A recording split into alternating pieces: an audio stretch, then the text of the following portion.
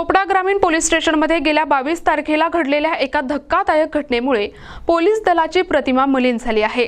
चोपडा तालुक्यातील वराड गावातील एक मुलगा मुलगी प्रेमविवाह करून पळून गेले होते। या संदर्भात मुलीच्या आई-वडिलांनी गावातील सुषमा दिलीप भिल्ल, विलास सुकलाल भिल्ल, इंदर मुन्ना भिल्ल आणि गोविंदा उखा भिल्ल यांना दुपारी 1 वाजण्याच्या सुमारास चोपडा ग्रामीण पोलीस ठाण्यात बोलावले। पोलीस उपनिरीक्षक साजन नरेडा यांनी या चौघांना तुमच्या गावातील तुमच्या समाजातील जो मुलगा मुलीला घेऊन पळाला आहे त्यात तुमचा हात आहे असे सांगितले। मात्र सुषमा भिल्ल यांनी या घटनेशी आपला तिळमात्र संबंध नसल्याचे सांगितले। यामुळे साजन नरेडा यांना राग आला। त्यांनी या चारही लोकांना पट्ट्याने बेदम मारहाण केली। हा प्रकार चोपडा ग्रामीण पोलीस निरीक्षक अनिल भवारी यांच्या निदर्शनास येताच त्यांनी कुठलाही विलंब न करता पोलीस उपनिरीक्षक नरेडा यांना तात्काळ निलंबित करण्याची शिफारस जिल्हा पोलीस अधीक्षक डॉक्टर महेश्वर रेड्डी यांच्याकडे पाठवली। परंतु हे प्रकरण एवढ्यावरच थांबले नाही, तर आदिवासी समाजातील पुढारी या प्रकरणात अधिक आक्रमक झाले आहेत।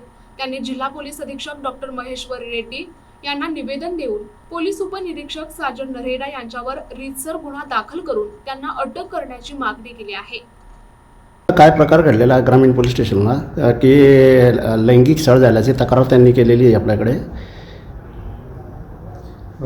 ग्रामीण पोलीस स्टेशनला एक अल्पवयीन मुलगी पळवून नेल्याबद्दलची तक्रार प्राप्त झाली होती, त्याच्याबद्दल गुन्हा दाखल होता।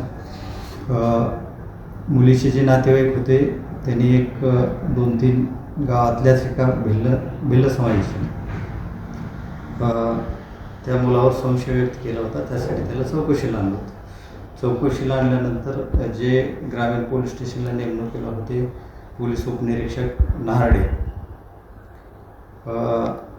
त्यांनी त्याला मारहाण केली आणि काय आणखी अन्य प्रकारे छळ केला अशी तक्रार त्यांच्या नातेवाईकांनी नंतर केली मुलाची।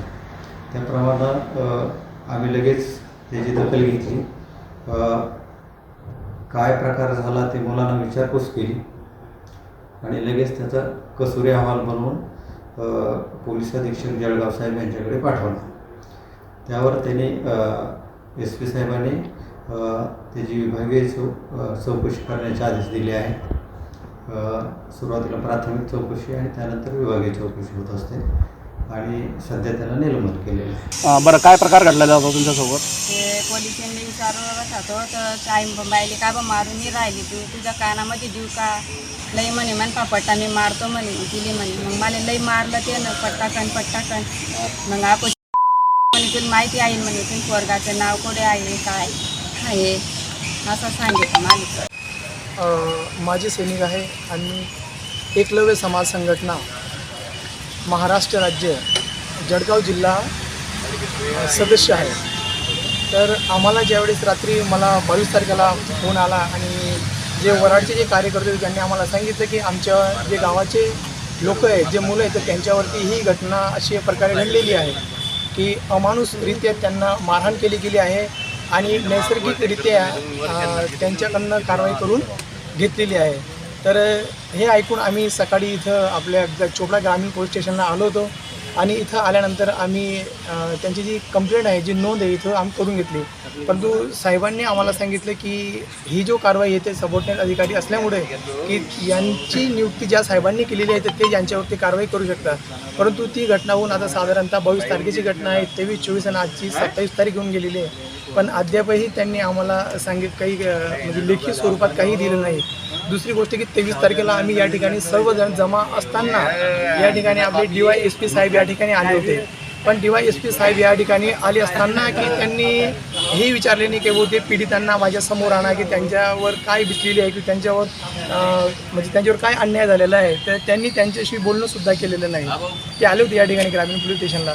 दुसरी गोष्ट सर की आम्ही सामाजिक कार्यकर्ता आहे की आम्हाला कोणीही बोलवलं तर आम्ही त्या ठिकाणी जातो, रात्र असो बेरात्र असो। आम्हाला पोलीस बोलावणार तर त्यानंतर आम्ही आढळूनच त्यानंतर येवानंतर आमले बोलणं आम्ही केलं तसं मग विचारानंतर आमले बाहेर काढतेच नाही आजू बसाडानंतर आजू बोलावतेच नाही बोलावं मग विचारपूस मग आम्ही सांगू तर आमले माहिती नाही काय नाही पोर मॅटर येते दुसरं आहे भाऊ आमले माहिती नाही असं सांग तर मग तेच नाही जो या बाकी तडे बटे होतात त्यातले बाहेर काढा त्यानंतर जेव्हा माटोक चालू करत तेच नाही तर मन तसं मार म्हणजे आमले उमचं जी त्यांनी कितलं मारण काय मारं म्हणजे आम्ही जेव्हा घुसलो तेव्हा गैरहजर होतात. त्यानंतर त्यासनी पुरं मार डोकामं काय मारत कथाही मारत पुरं चक्कर यायला लाग गई. सचिन अशोक बाविस्कर, बहुजन समाज पार्टी जळगाव जिल्हा महासचिव.